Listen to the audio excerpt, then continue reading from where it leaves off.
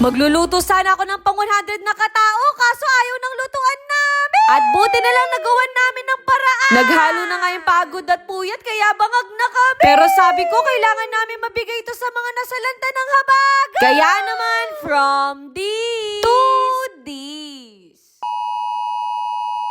Araw-araw na nga lang ako nakakarinig ng ganito. Opo, parang naging ringtone ko na siya. Alas 3 pa nga lang na madaling araw, gumising na ako para makapag-prepare. Pero pagbaba ko, nakita ko si Bunso, naghihiwa na siya, no? Anong nakain ni Bunso? Bakit napakabait niya ngayon? Sa mga hindi nakakaalam, nagtapos si Bunso ng culinary pero hindi siya nagluluto sa bahay. Kumbaga, mas marami pa yung time niya kumain. Ako na nga naghiwa sa carrots para naman may contribution ako dito. Baka akala nyo, puro ganda-gandahan na lang ang alam ko. Pero hindi nila alam, totoo talaga yon, no? May part 2 kasi talaga yung pamimigay namin ni Chawut ngayon. Kumbaga, sa bayan naman nila ang pupuntahan namin. Nalaman kasi namin na hanggang bewang na daw yung baha doon. Kaya naisip ko magluto para mas marami tayo mabigyan. Pagpasok ko nga sa dirty kitchen, nabigla na lang ako, naluto na pala ni Mama yung baboy at ato. Muntikan pa nga daw niyang iluto lahat, no? Medyo nahirapan nga kami sa pagtatansya kung ilan ba yung magagawa namin. Pero ang expect ko talaga nasa 50 na katao lang. First time ko ang gagamit ng ganito kalaking kawali.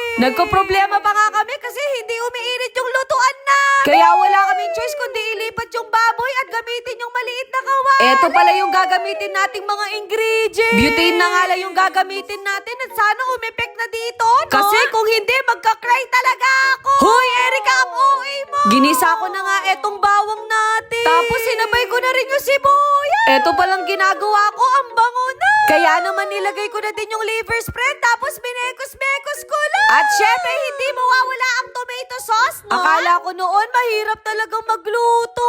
Kaya naman pala sa panonood at saka kung willing ka talagang matututo ka. At sakto, naluto na rin yung kanin. Parang gusto ko na tuloy kumain. Hoy, nagsisimula ka pala. Malay nyo, sa susunod na pag-uwi ko sa probinsya, ako na yung magluluto sa kanila.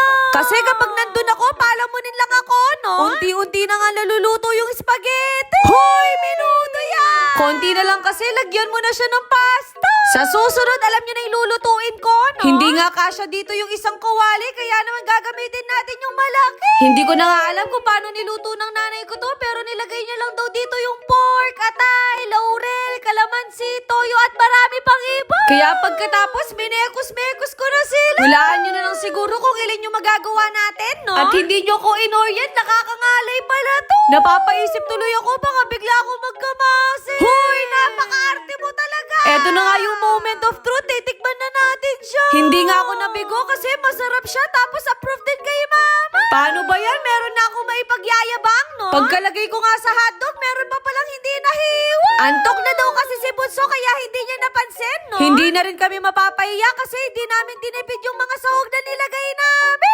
Opo, eto na yung finished product. At dito na nga kami ng problema kasi tumawag si Dina, hindi na siya makakasama. Kailangan na nga daw kasi nila mag-evacuate kasi tumaas na daw yung baha sa kanila. Nung una, nahirapan ako magdesisyon kasi parehas kami nagplano para dito.